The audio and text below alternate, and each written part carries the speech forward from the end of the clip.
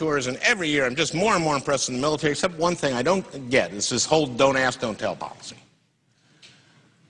And now it's about 28 degrees where I'm talking, and there's maybe a couple thousand troops. Most of them are standing, some are in bleachers. And this is like 3 hours into the show, but they're just loving the show. And I said, but there's one thing I don't understand. It's this don't ask, don't tell policy. I mean, we all know that brave gay men and women have served in our country's uniform throughout its history. And, well, yeah, we have this policy. I mean, take, for example, General Smith. Then I pointed to the commander of the base. I said, now here is one of the bravest men ever in the history of our country to don our nation's uniform in battle, and yet he's one of the gayest men I've ever met. And they started laughing and cheering. I said, now why should General Smith have to stay in the closet when he's such a great leader of men? General Smith, stand up and wave. And he got up and waved, and everyone cheered. Okay, so a few days ago, when House Republicans decided to block funding of our troops because they were afraid that the soldiers might catch the gay, Al Franken, I don't know if many of you have saw it, gave an impassioned speech about when he was doing a USO show in Iraq during the height of the insurgency,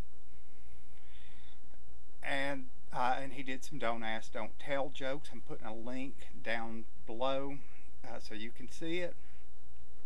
And there was there was a group of girls up in the bleachers that went wild. It's down there. And after the speech, they just came up to him, thanked him, and explained that they were gay.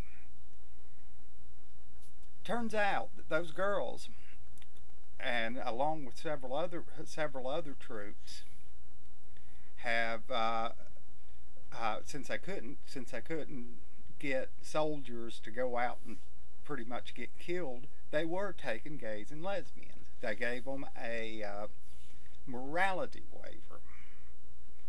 I guess it could be considered an immorality waiver, but allowed them to risk their lives during the height of the insurgency to so that after they didn't need them anymore, they could just kick them out for breaking don't ask, don't tell. And that's not the first time. They have denied it and denied it and denied it that we do this, but now this is coming to light. Also, I would like you to read this. It's hard to see in this light. I'll put the links to where you can pick it up. It's the Randy Schultz novel, Conduct Unbecoming. It covers gays in the military from 1778 to 1990, and explains how